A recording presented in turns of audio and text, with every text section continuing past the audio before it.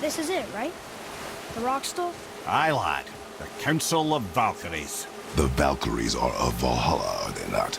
Glad to see you're paying attention, brother. You are correct.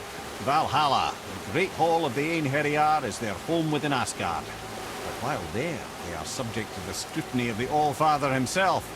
And relations between the Valkyries and Odin were tense during my tenure as his advisor. Why? Well, that's an even longer story, lad. For now, why don't we look around for some clues?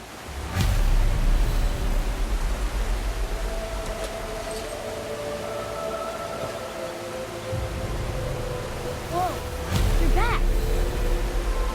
Come here. Who is she? Gunnar, Mistress of War.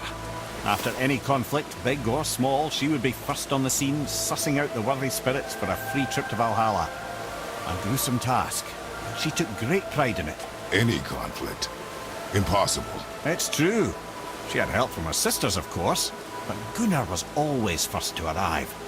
Her judgment of the fallen was unparalleled, and an invaluable resource to Odin. She was one of his favourites.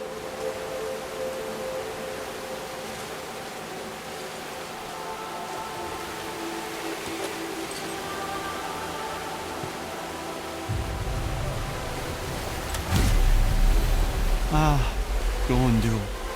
Beautiful Gondul. And? Huh? That's it? Beautiful Gondul? No story or anything? Oh, sorry, lad.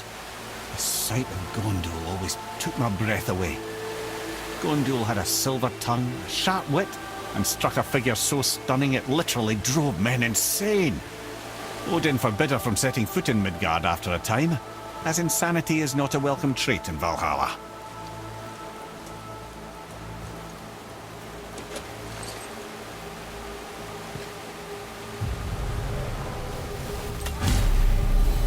This is none other than Geirdriful, the Master of Arms in Valhalla, responsible for arming and training Odin's Einherjar.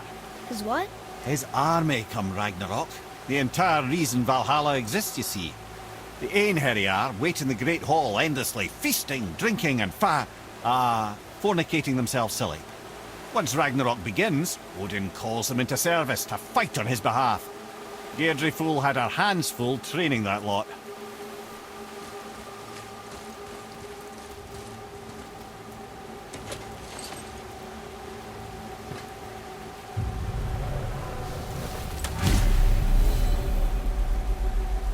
This, my friends, is Kara. Now, Valkyries are volatile by nature, but Kara, the lass is wild storm personified. A wild storm. Aye, calm and collected. Then the air would shift and the fury of her storm would unleash. It was beautiful in a way, assuming you could find proper shelter. Her tears would cleanse the blood-soaked battlefields.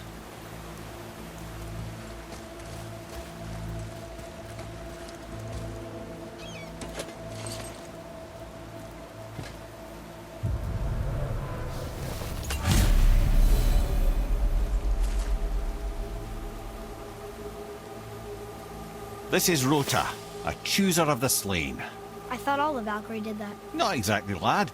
Although that is what they're most famous for, and by far their greatest responsibility. You've seen what happens to the dead without the judgment of the Valkyries. Hellwalkers. That's right. Rota, Gunnar, Skuld.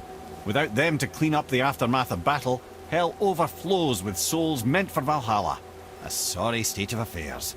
Rota must be beside herself.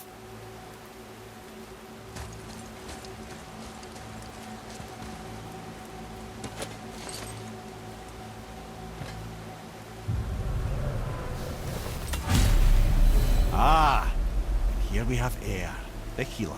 A Valkyrie healer? Strange. Eir was strange, as a matter of fact. Very quiet, very calm. Where her sisters were violent rapids, Eir was a gentle stream. She healed the wounds of both mortals and gods, and even a certain all-knowing sage who once drank too much and fell off a mountain. Not my proudest moment.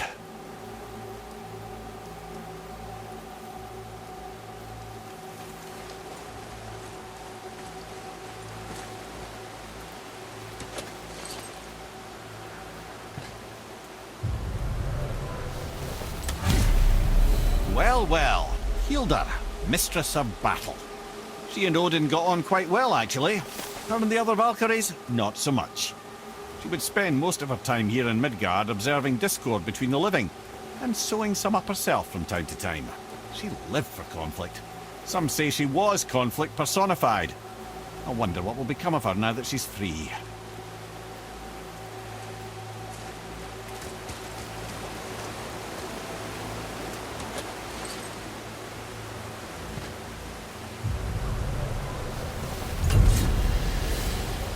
Olrun, once the daughter of a powerful chieftain.